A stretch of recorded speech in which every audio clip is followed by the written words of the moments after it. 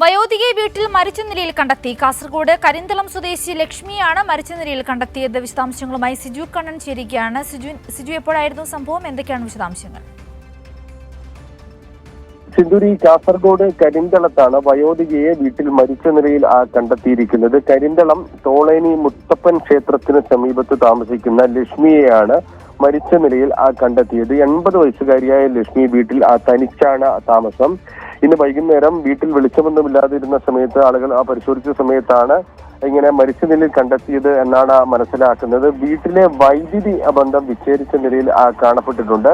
Police ഏതായാലും സ്ഥലത്തെത്തി പരിശോധന നടത്തുന്നു. നീലേശ്വരം പോലീസിന്റെ നേതൃത്വത്തിൽ സ്ഥലത്തെത്തി വിശദമായ പരിശോധന നടത്തി വരികയാണ്. വീടിന്റെ പുറകുവശത്തെ വാതിൽ തുറന്നിട്ട നിലയിലാണെന്നും നാട്ടുകാർ പറയുന്നുണ്ട്.